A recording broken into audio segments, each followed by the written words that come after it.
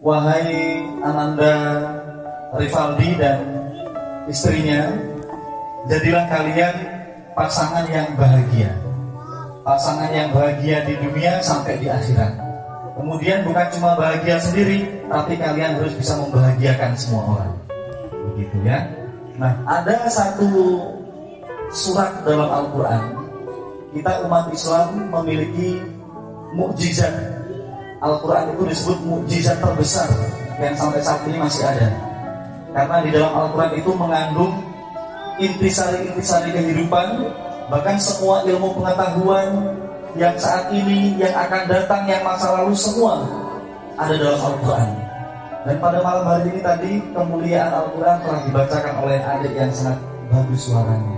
Mudah-mudahan dengan ayat suci Al-Quran tadi mengantarkan kedua mempelai dari keluarga yang suci, keluarga yang mulia seperti Al-Quran. Amin.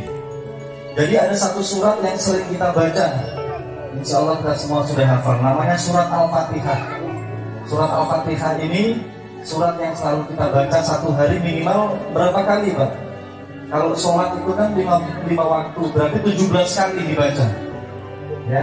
Kemudian Al-Fatihah ini memiliki nama yang paling banyak. Ada disebut dengan Umul Kitab, Umul Quran, Ashabul Masani, jadi banyak namanya. Nah, surat Al-Fatihah ini mengajarkan kepada kita semua, terutama kepada Ananda Rivaldi, jadilah orang yang memiliki nama yang harum. Jadilah orang yang memiliki nama yang banyak, prestasi yang banyak. Jadi nanti Rivaldi akan dikenal ya dalam keluarga luar biasa. Itu suaminya Mei sudah penyayang, lemah lembut, sama orang tua sopan, luar biasa. Namanya banyak ya. Sayang istri, selalu kasih hadiah istri. Jadilah orang yang namanya banyak. Jangan jadi orang yang namanya malah buruk ya. Itu yang kita hindari. Jadilah orang yang nama baiknya banyak. Kemudian Al-Fatihah ayat pertama Bismillah. Bismillah ini artinya atas nama Tuhan, dengan nama Tuhan. Maka jadilah orang yang selalu menyertakan Tuhan dalam setiap langkah kita. Ya, Rivaldi harus selalu ingat. Jadi kalau tidak sesuai dengan aturan Tuhan, jangan dilakukan. Kalau saya membentak istri atau memukul istri ini, Tuhan senang enggak? Tuhan tidak boleh.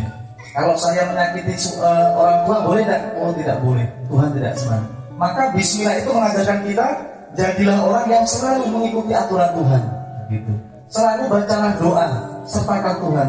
Itu kenapa dalam agama Islam, sampai mau berhubungan istri itu, berhubungan sebentar malam itu apa namanya? Bulan madu, itu diatur dalam Islam. Gunting kuku diatur, ya. Orang bersin saja itu diatur dalam Islam, suruh mendoakan. Mau masuk WC disuruh berdoa, apalagi mau berhubungan suami istri. Sudah hafal doanya belum, Pak Rivaldi? Sudah hafal doa berhubungan? Nanti cari di internet ya, cari di internet. Ini bagus Pak. Kalau Rivaldi belum hafal, berarti memang Rivaldi belum pernah menikah, masih perjaka.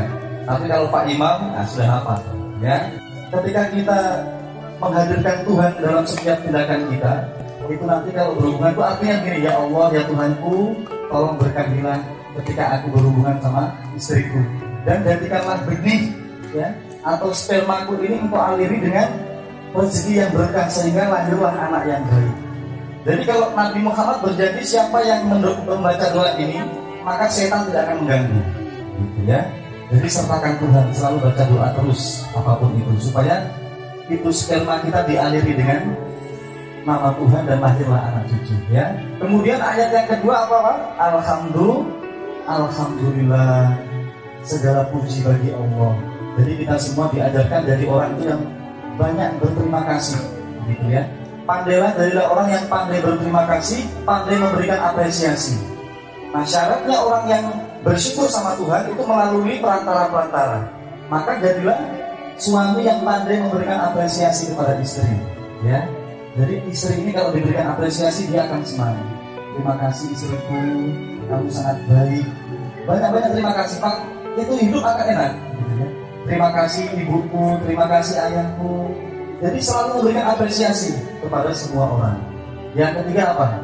Ar-Rahman Bir-Rahim. Tuhan itu maha pengasih, Tuhan maha penyayang.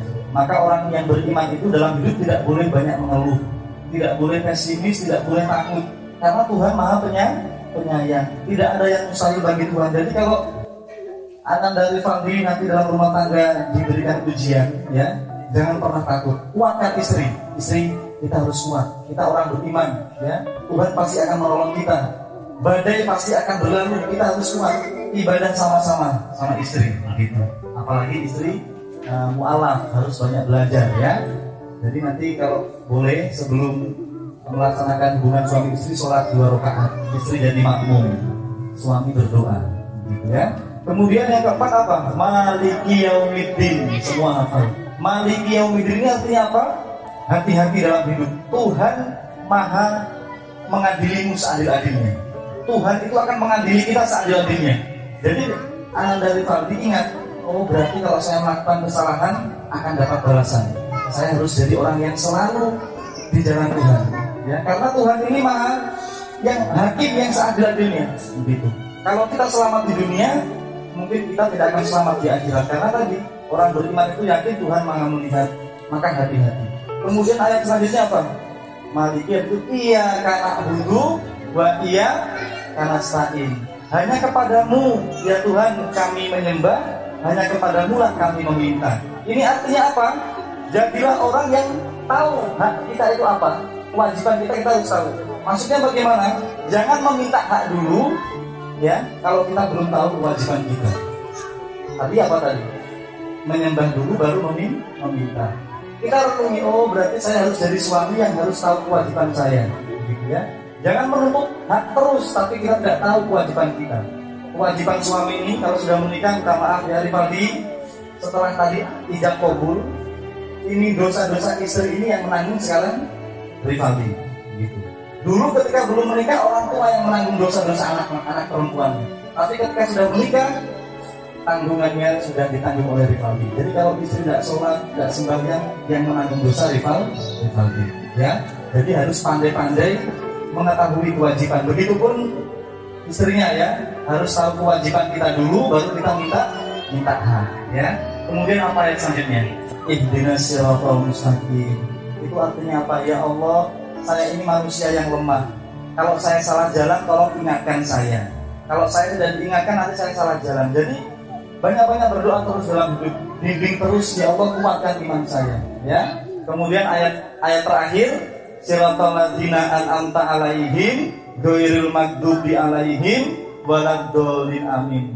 Ya Allah, jadikan saya ini orang yang Engkau cintai, jangan orang yang Engkau murkai atau orang yang sesat. Seperti itu, ya. Mudah-mudahan ini sudah